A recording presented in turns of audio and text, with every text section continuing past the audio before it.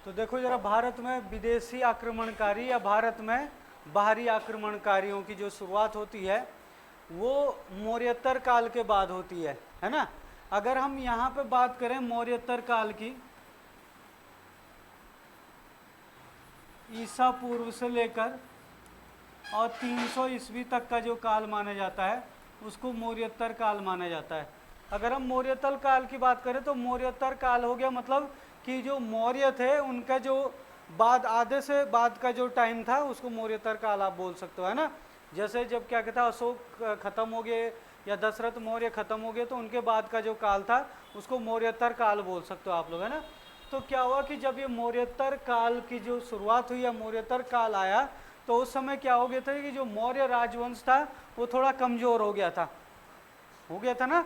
क्योंकि जो मौर्य काल की अगर हम बात करें, मेन जब चंद्रगुप्त मौर्य आए, उसके बाद बिंदुसार आए, अशोक आए, तो उन्होंने मौर्यों को इतना शक्तिशाली बना दिया था कि लगभग सारे भारत को क्या कर दिया था, अपने अंडर में कैप्चर कर दिया था। भारत तो क्या, भारत के बाहर जो ये पाकिस्तान अफगानिस्तान वाला एरिया था ये भी सारा कुछ एशिया तक आगे तक के जो एरिया है इसमें मिला दिया था उन्होंने, किसमें, मगध साम्राज्य में मिला दिया था। तो भारत में उस समय तो बहुत ही शक्तिशाली शासक रहे, अशोक तक तो खैर, दशरथ मौर्य भी शक्तिशाली राजा ही थे एक हिसाब से, वहाँ तक बहुत शक्तिशाली राजा थे।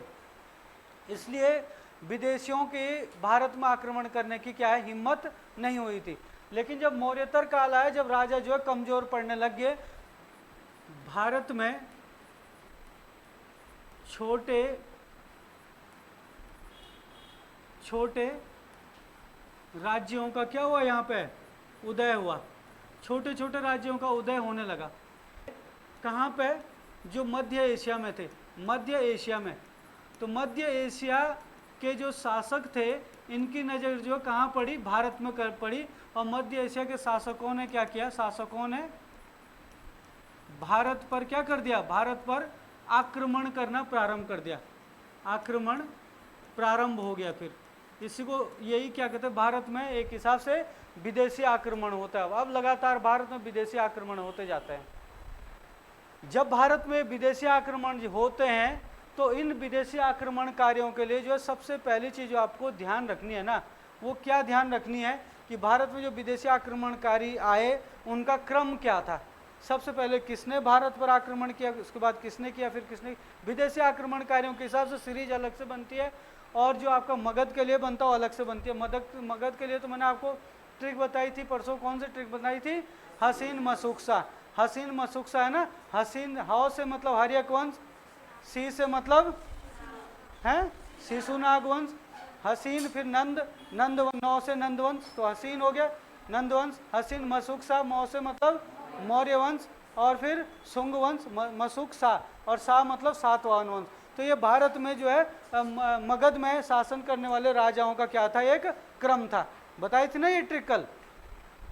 लेकिन उसके बाद जो ये विदेशी आक्रमणकारी आते हैं इनके लिए भी ऐसा ही प्रश्न बनता है कि भारत में विदेशी आक्रमणकारियों का काल क्रमानुसार सही क्रम बताइए, इनका भी ऐसा ही प्रश्न बनता है। तो सबसे पहले तो हम उनको ही जान लेते हैं, उसके बाद एक एक करके उनके बारे में पढ़ेंगे कि उनके अंदर भी बहुत सारी चीज़ें जो एग्जाम में पूछी जाती है। देखो यहाँ पे अगर हम बात करें ये कहाँ से आए हैं, लगभग सभी मध्य एशिया से आए और इन्होंने भारत में आक्रमण किए। सबसे पहली बात करें हम तो सबसे पहले कौन आए, हिंद यूनानी। हिंद यूनानी या फिर क्या बोल सकते हैं, इंडो हैं, क्या बोलते हैं भाई, इंडो ग्रीक, आप ऐसे लिख सकते हो। और या फिर इनको ही बोलते हैं बैक्ट्रियन, बैक्ट्रियन, बैक्ट्रियन भी इनको ही बोलते हैं, ठीक है ना। ये एक ही नाम है, बहुत सारे लोग जो है इसको अलग अलग समझ लेते हैं।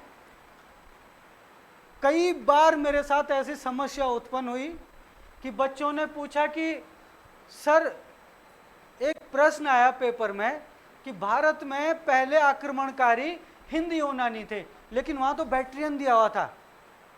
मैंने कहा भाई उनको ही कहते हैं बैक्ट्रियन। फिर प्रश्न आया कि सर अब तो प्रश्न आया था ग्रुप सी के पेपर में, वहां इंडो ग्रीक दिया था। अरे मैंने कहा भाई इंडो ग्रीक भी उनको ही कहते हैं, है ना।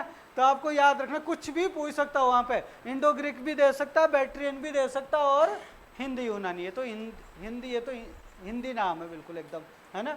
इंडो ग्रीक इसलिए बोलते हैं कि इंडिया और ग्रीक, इंडिया मतलब भारत हो गया, ग्रीक मतलब उनको बोलता है, इन दोनों को मिलाकर बनता है बैक्ट्रियन, उनको बैक्ट्रियन बोलते हैं क्योंकि जनजाति के हिसाब से उनका नाम है।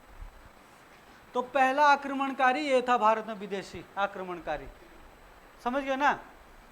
दूसरे आक्रमणकारी थे यहाँ पे, कौन होने चाहिए, देखो कुषाण है, शक है और पल्लव है, ये तीन बचे, आपको याद रखना, एक कुषाण है, एक शक है, एक पल्लव है। दूसरे नंबर पे कौन आएगा, कुषाण आएगा, शक आएगा या पल्लव आएगा, है शक आएगा, शक दूसरे नंबर पे शक आएगा।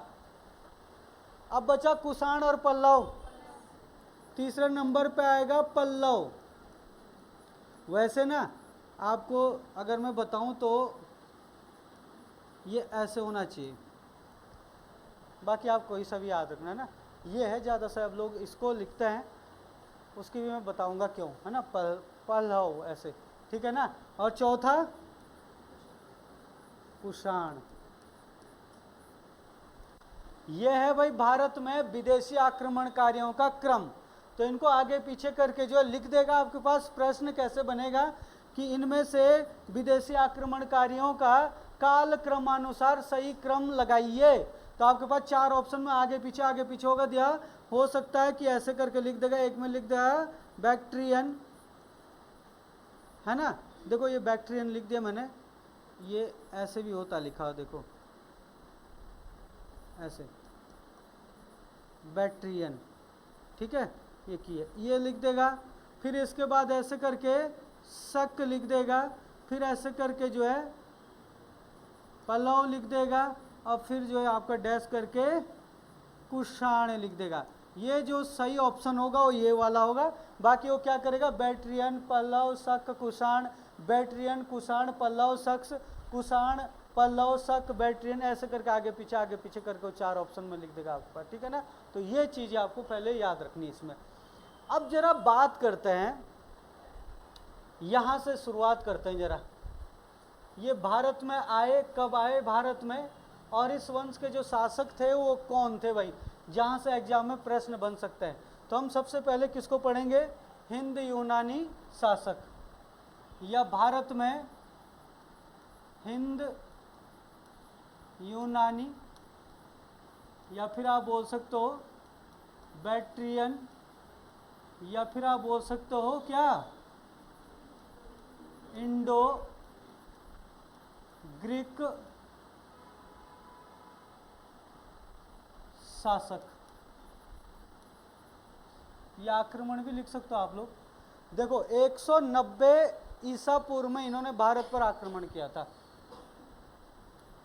190 ईसा पूर्व, 190 ईसा पूर्व से लेकर लगभग 10 ईसा पूर्व तक ये भारत में रहे, ठीक है। अगर देखा जाए तो इसमें थोड़ा सा विद्वानों में मतभेद है। डेमेट्रियस आप याद रख लेना एक नाम, एक राजा हुआ करते थे, क्या, डेमेट्रियस।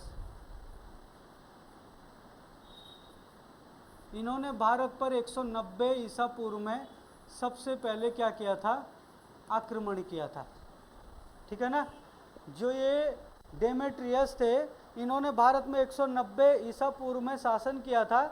और यहाँ पे प्रश्न बन जाता कि भारत में आक्रमण करने वाले पहले विदेशी आक्रमणकारी कौन थे। तो डेमेट्रियस के जगह कई बार जो है लिख देता हो मिनांडर। आप लोगों ने पीछे पढ़ा था ना मिनांडर के बारे में, फिर से पढ़ लेंगे, अभी वही पॉइंट पढ़ेंगे, ज़्यादा नहीं, हो सकता है एक आध पॉइंट कोई और आ जाए। तो ये डेमेट्रियस जो है भारत में पहले विदेशी आक्रमणकारी थे एक हिसाब से देखा जाए, है ना। और अगर डेमेट्रियस की बात करें तो इन्होंने जब भारत में आक्रमण किया ना, तो भारत का जो ये वाला इलाका है, इन्होंने कौन सा इलाका कैप्चर किया भारत में, भारत का अपना, अगर आप भारतीय सीमा में जाओगे तो ये वाला तो आपका क्या है, इधर तो चाइना हो गया, इधर आपका अफगानिस्तान हो गया, इधर पाकिस्तान हो गया, है ना। तो ये पाकिस्तान का ये वाला जो एरिया है, ये पाकिस्तान का क्या है, आपका सिंध प्रांत है, और इधर क्या हो गया आपका पंजाब प्रांत हो गया, और ये आपका क्या हो गया, अफगानिस्तान हो गया।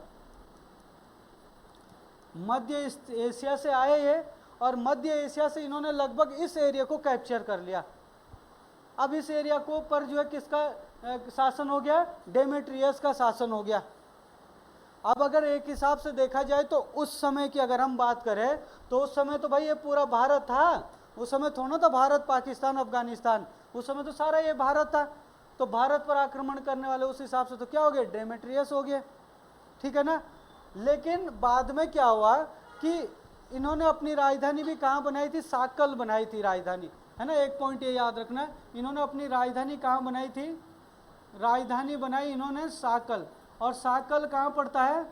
साकल पड़ता है पाकिस्तान में, है ना। ये इस एरिया में जो है आपका, ये यहाँ पे समझ लो, यहाँ पे इन्होंने अपनी राजधानी बनाई पाकिस्तान के साकल में। तो ये जो डेमेट्रियस थे, इन्होंने किन क्षेत्रों में शासन किया था? भारत का जो एरिया था, कहाँ पे शासन किया इन्होंने? एक तो आपका हो गया अफगानिस्तान, जो आजकल का अफगानिस्तान है, यहाँ पे इन्होंने इसको अपने अधिकार में लिया। दूसरा आपका क्या हो गया? भारत का सिंध प्रांत हो गया, और तीसरा आपका क्या हो गया? जो भारत का क्या था? पंजाब प्रांत था। तो इन क्षेत्रों में इसने क्या किया था? अपना अधिकार किया था। अब ये सिंध प्रांत तो खैर इधर ही था, लेकिन पंजाब प्रांत तो अभी आप लोग देखोगे तो इधर ये पूरा क्षेत्र जो है पंजाब प्रांत का अंतर्गत आता था, है ना। लेकिन माना जाता है विद्वानों के अनुसार कि ये जो वर्तमान का भारत है, यहाँ तक ये नहीं पहुँच पाए थे, है ना। लेकिन विदेशी आक्रमणकारियों में अगर इनका ऑप्शन में होगा दिया हुआ, तो ये आपका बिल्कुल सही आंसर होगा कि भारत में पहले आक्रमण करने वाले पहले विदेशी आक्रमणकारी कौन से थे। तो आपका आंसर क्या हो गया? डेमेट्रियस आएगा। अगर डेमेट्रियस ऑप्शन में नहीं आएगा तो इसके बाद बात करते हैं मिनांडर की। इसके बाद कौन आते हैं? फिर मिनांडर आते हैं। अब मिनांडर के बारे में हमने पहले ही पढ़ रखा है।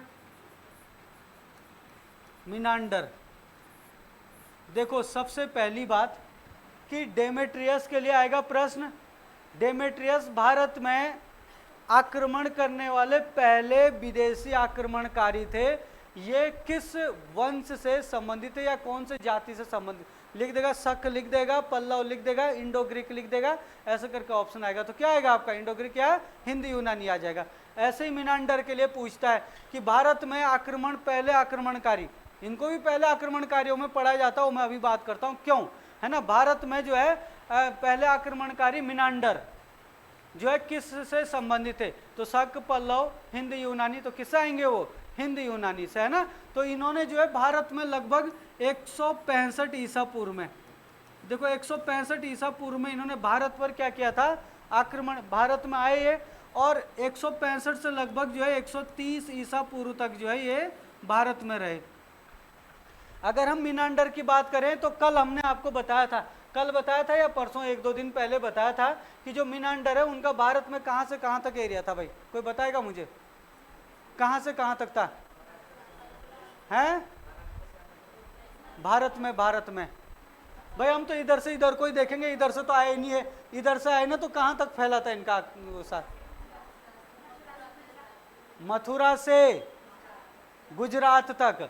ये गुजरात है यहाँ पे, और ये इधर क्या यूपी में मथुरा पड़ता है। तो जो मिनांडर था इनका ये जो है एरिया यहाँ तक हो गया भाई, और इससे इधर जो है पूरा आप लोग बता सकते हो मध्य एशिया तक, है ना। आप मिनांडर का जो शासन चलाओ कहाँ से कहाँ तक चला? मध्य एशिया, मध्य एशिया से लेकर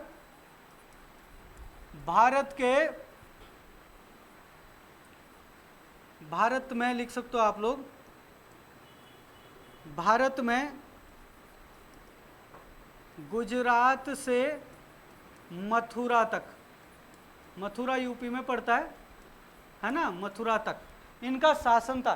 तो पूरे मध्य एशिया को कवर करके लाए, बड़े जबरदस्त जो है शासक रहे ये। और आपको हमने बताया भी था कि इसका पता कहाँ से चलता है कि कई जो है इनके बारे में मिला है। अगर हम खास करके बात करें तो इनके क्या मिले हैं? सिक्के जो मिले इनके, वो सिक्के कहाँ से प्राप्त हुए हैं? एक तो मतलब आपके क्या है? भड़ोच। भड़ोच कहाँ पड़ता है? भड़ोच गुजरात, गुजरात के भड़ोच से इनके सिक्के मिले हैं। और दूसरा आपका हाँ हनुमानगढ़, हनुमानगढ़ कहाँ पड़ता है? राजस्थान, राजस्थान के हनुमानगढ़ से भी इनके क्या मिले? सिक्के मिले हैं। किसके? मिनांडर के। अगर बात करें इनके मिनांडर की, तो दूसरी बात हमने क्या की थी भाई मिनांडर के लिए? मिनांडर के लिए जो दूसरी बात है वो जानने से पहले एक छोटी सी कहानी जानो इनके बारे में।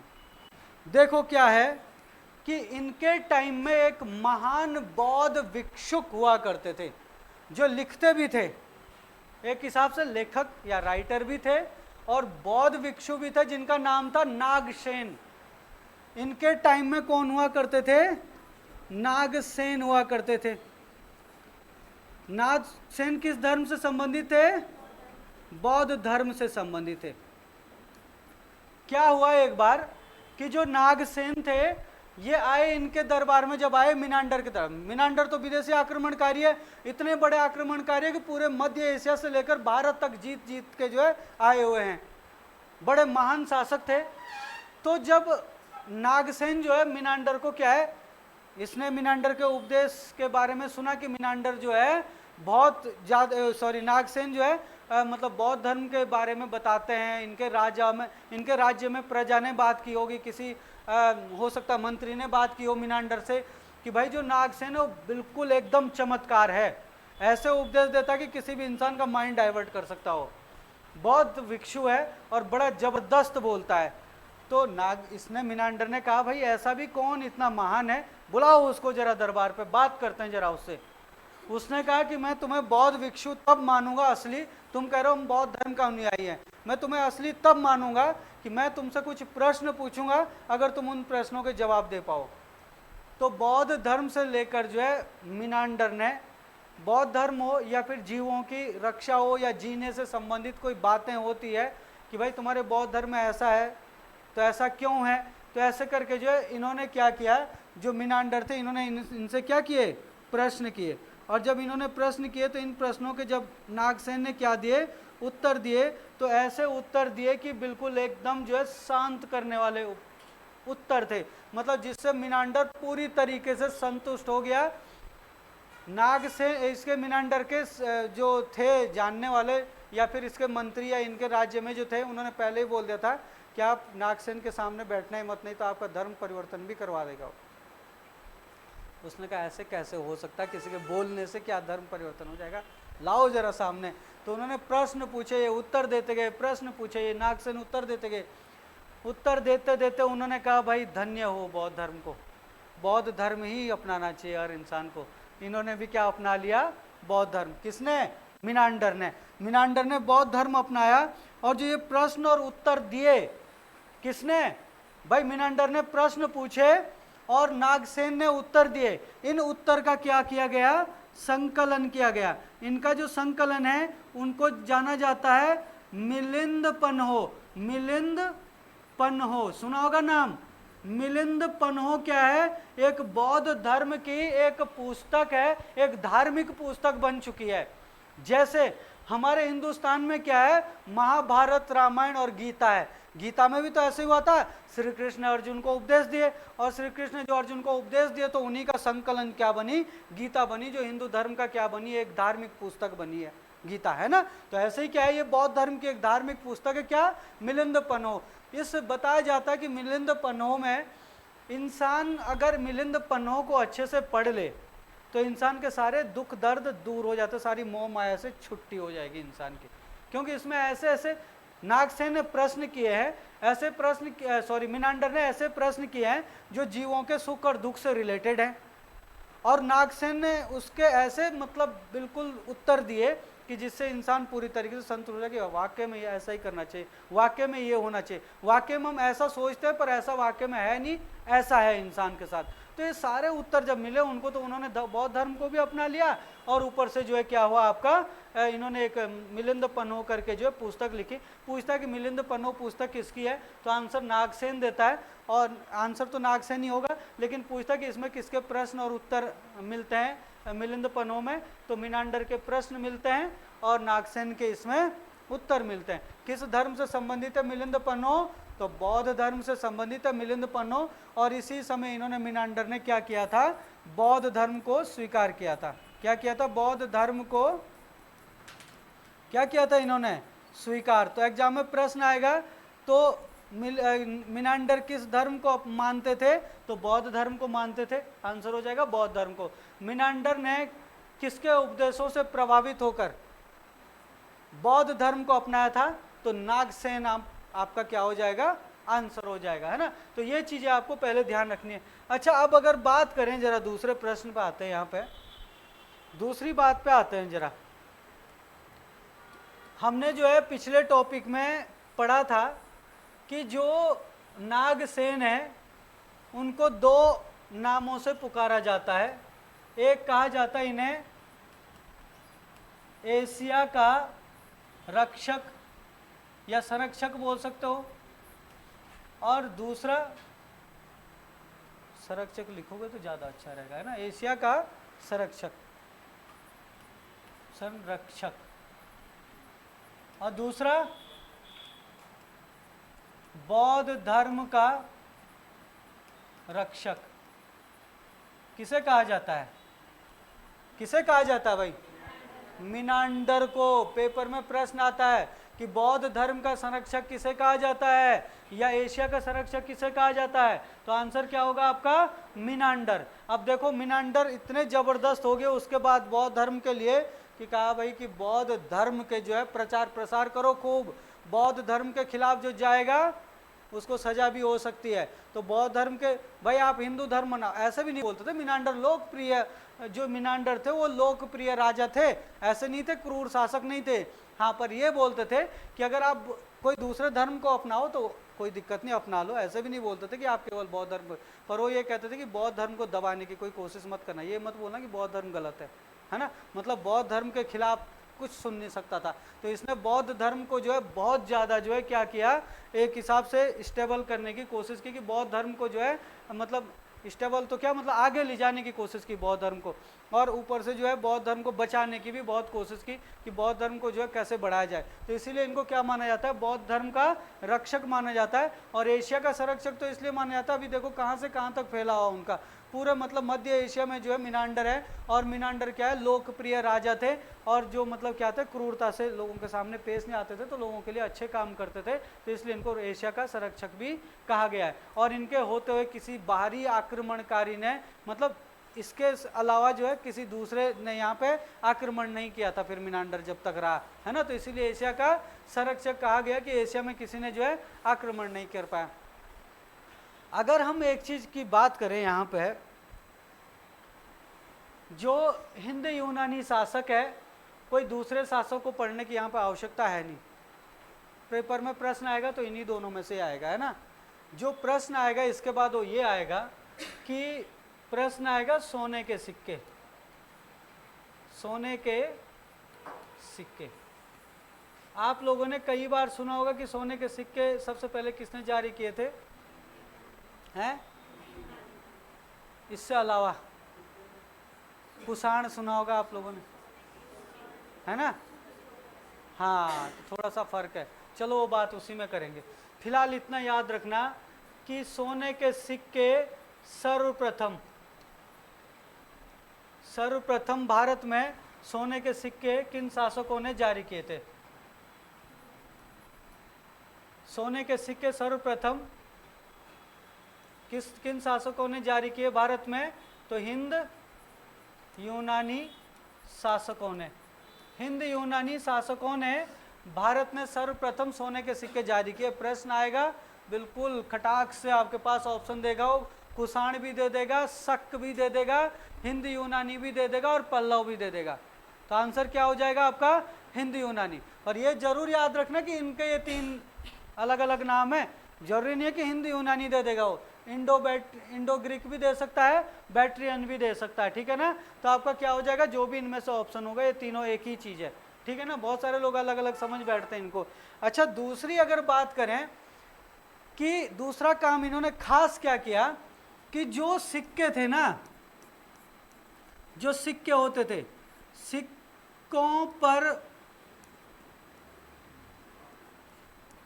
राजा का चित्र या फिर नाम भी बोल सकते हो, राजा का चित्र या नाम, तथा तारीख बोल सकते हो आप लोग, डेट, सन, है ना, तिथि, तिथि लिखने की परंपरा किसने प्रारंभ की? ये भी आपके हिंद यूनानियों ने की। इससे पहले क्या होता था कि जो भी राजा कोई सिक्का जारी कर रहा या कुछ जारी कर रहा, हो सकता अपना फोटो छाप दे, लेकिन तिथि नहीं छापते थे, या फिर सीधा नॉर्मल सिक्का छापता था। उस राजा को ये पता नहीं था कि आने वाले टाइम में हो सकता है कि जब ये सिक्के मिलेंगे लोगों को तो ये पता चलेगा भाई ये भी राजा था। आई नहीं होगी, हो सकता किसी के दिमाग में बात, इनके दिमाग में आई होगी, या फिर हो सकता उनके दिमाग में ये बात ना आई होगी कि शौक के लिए, है ना, शौक के लिए कैसे लोग करते हैं भाई, शौक के लिए कि अपनी फोटो छाप दी कहीं पे कुछ कर दिया। तो उन्होंने क्या किया कि अपने फोटो और नाम के साथ जो है क्या कर दिया, यहाँ पे सिक्कों पर जो है क्या है, तिथि मतलब डेट लिखना शुरू कर दिया, सन लिखना शुरू कर दिया। और इससे क्या है, इतिहासकारों को बड़ी हेल्प मिली भाई, इसीलिए बहुत ज़्यादा इंपॉर्टेंट हो जाता है। इतिहासकारों को क्या हेल्प मिली कि इतिहासकारों को जब सिक्के मिले यार कौन से राजा का सिक्का है, तो राजा का नाम भी मिल गया आसानी से और सन भी मिल गया, पता चला सीधी सी बात है यहाँ पे इसी राजा ने शासन किया होगा, समझ लो। तो सिक्कों से तो इतनी हेल्प मिली। तो लेकिन पेपर में प्रश्न बनेगा कि किन शासकों ने सर्वप्रथम अपने सिक्कों पर तिथि अंकित करना प्रारंभ किया था, या तिथि अंकित करने की जो परंपरा है वो कहाँ से प्रारंभ हुई। काल बोल सकते हो, या फिर तिथि बोल सकते हो, या फिर राजा का नाम बोल सकते हो, है ना। तो राजा का नाम भी और क्या कहते हैं ये तिथि भी किन शासकों ने प्रारंभ की, तो वो भी क्या कहते हैं हिंद यूनानी शासकों ने सबसे पहले भारत में क्या की, प्रारंभ की। अगला पॉइंट, आप लोगों ने नाम सुना होगा गांधार कला का, समझ रहे हो, किसका नाम सुना होगा आप लोगों ने, गांधार कला। देखो गांधार कला की अगर बात करें तो कोई बता सकता कि गांधार कला क्या है, क्या है ये कला है क्या, ये बताइए मुझे, जो गांधार कला है वो क्या है, जल्दी बताओ। हैं हैं किसको बनाने की, ठीक है। देखो कुल मिला के सबसे पहले तो आपको याद रखना ये भारतीय और प्लस हिंद यूनानी, ठीक है, भारतीय प्लस हिंद यूनानी कला का क्या है, मिश्रण। ये याद रखना, भारत और हिंद यूनानी कला का क्या है, ये मिश्रण है। और भारतीय हिंद यूनानी कला के मिश्रण से बनी हुई है गांधार कला। पहला प्रश्न तो आपके पास ये बनेगा कि गांधार कला किन कलाओं का मिश्रण है। तो जो भारत में जो प्राचीन काल से ही जो कला चलती है वो कला, और जो हिंद यूनानी है भारत में आई है बैक्ट्रियन, इनकी जो कला थी, इन दोनों का जो मिश्रण था वो मिश्रण बना आपका क्या, गांधार कला। और ये कला आपकी गांधार में चलती थी। और आपको पता होगा गांधार कहाँ पड़ता है ना, पाकिस्तान और अफगानिस्तान के सीमा वाला इलाका है। पाकिस्तान और अफगानिस्तान के सीमा वाला इलाका है जहाँ के शकुनी मामा हुआ करते थे। महाभारत के शकुनी मामा सुना होगा, महाभारत में गांधार राज बोलते थे, शकुनी मामा को गांधार राज बोलते थे क्योंकि वो गांधार के राजा थे शकुनी मामा, है ना। जो अपने बहन को जो है जुगनू पकड़ के लेके आकर कमरे में, कहते थे वो गांधारी, गांधारी उसकी बहन होती है जिसका आंखों पे पट्टी होती बांधी, जो धृतराष्ट्र की पत्नी होती है। वो पट्टी क्यों बांधती है आंखों पे, उसने कहा मेरा पति अंधा है तो मैं क्या करूं, मैं भी बंदी बन जाती हूँ। ये तो मतलब एकदम अच्छी सोच बचाएं या गलत बताएं अपनी अपनी से।